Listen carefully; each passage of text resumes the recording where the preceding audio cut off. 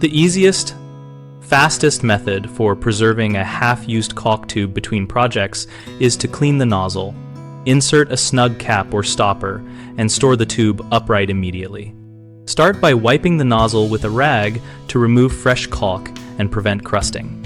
For silicone or latex caulk, use a little rubbing alcohol on the rag to dissolve residue. For polyurethane, use a solvent recommended by the manufacturer and avoid skin contact. After cleaning, push a reusable caulk cap, a short length of rigid plastic tubing, or a wooden dowel into the nozzle until it seats firmly. The idea is to block air access and form a pressure seal without deforming the tip. If you do not have a dedicated cap, cut a scrap of rigid plastic from a bottle and press it into the opening so it fits tightly. Avoid wrapping the nozzle with tape, as adhesive can leave residue and fail to keep air out over time. Finally, store the tube standing upright with the nozzle facing up so gravity keeps the seal dry and any residual caulk away from the cap, and keep it in a cool, dry place away from direct sunlight.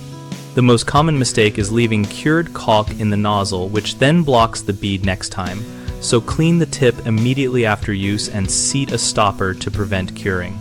Another frequent issue is using soft materials as stoppers that deform or allow air through.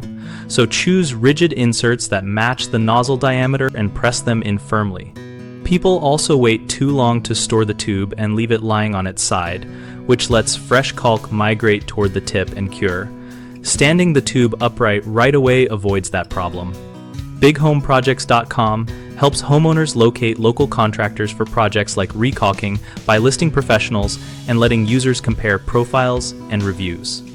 We also support contractors by connecting them with homeowners and hosting an active discussion community where we all share tips, product experiences, and quick preservation hacks.